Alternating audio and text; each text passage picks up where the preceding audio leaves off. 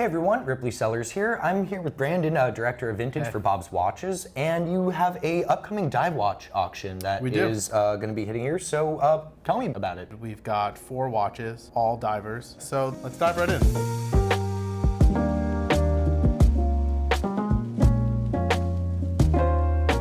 First watch in the sale is this 1665 double red Sea-Dweller, circa 1978. It's got the Mark IV dial, so this is the last version of the double red Sea-Dweller before they went to the all-white text on the dial. And I love the double red Sea-Dwellers. I love the 1665 in general. Yeah. I mean, people often overlook the Sea-Dweller because all of the Submariner hype, but then it's the only Sea-Dweller with an acrylic crystal, and so in my opinion, the only like vintage, properly vintage Sea-Dweller. Yeah, that's a and good then point. Within it, you get all the variation. A double red's so special, you know, all things considered. Yeah, and we see, you know, they are so rare. You see a lot of other models way more than these, which is pretty cool. But yeah, this one's super nice. It actually comes from the family of the original owner, which is great. I love that silver date wheel too.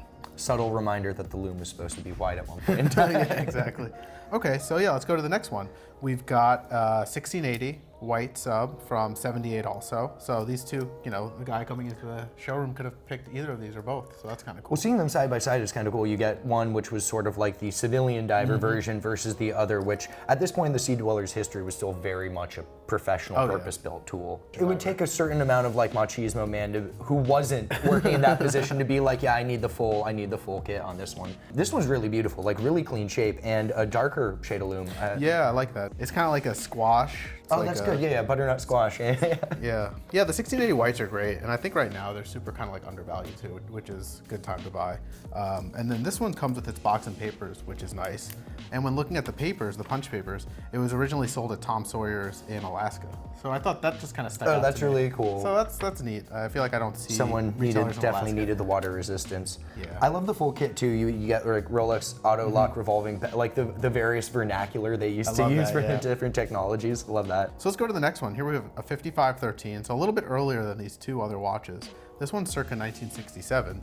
So first year that they switched from gilt to matte. Yeah, it's one of the early ones, exactly. Like, one of the very early least. Yeah, which is cool. And this one comes from the original owner, which is nice.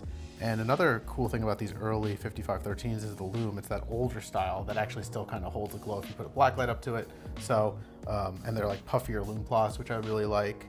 And this one's in really beautiful, honest condition. You can still see the bevels on the edge of the lugs. It's got the original long 5 bezel insert, which is nice. They call it the long 5 because this part of the 5 is longer than on the later bezels. Yeah, one of the first subs. And I mean, I love an old rivet bracelet too. Yeah. Something about that with like a no-date sub with the domed crystal. It's and that's one where like I kind of feel like the bezel patina matches the dial really well. It's kind of a good muted deep charcoal, if you want to call it that. It's like it's starting to ghost, so who knows, maybe another 20 years it'll really get faded out. But it really has a nice vibe to it. Another cool thing is when you look at the movement on this watch, it has ROW, which is the US import mark that Rolex used to use. So this watch was destined for the US market, and it makes sense that it has a USA bracelet on it. The newer bracelet is in really good shape too for being this style, where often you find these and it's just absolutely exploded.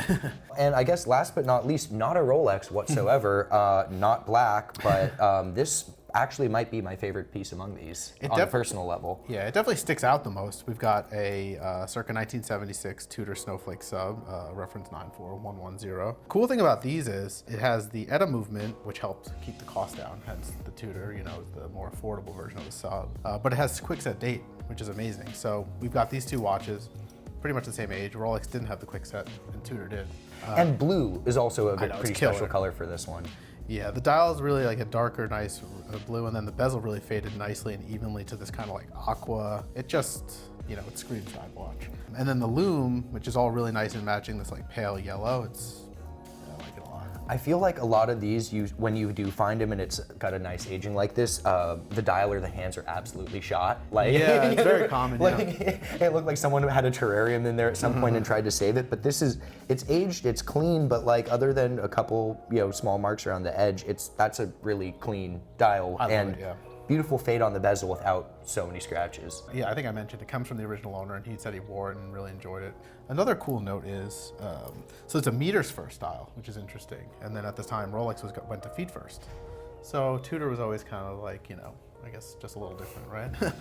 And I mean, we're also in snowflake hand era. So, Yeah. you know, in the earliest days, it was very much, Tudor subs were very much kind of Tudor branded Rolex subs with ETA movements.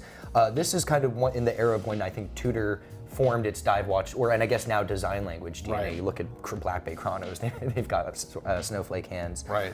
And the history of the snowflake hands being military, of requests from the military, I think is also a cool piece as well. That just sort of speaks to Tudor's overall history.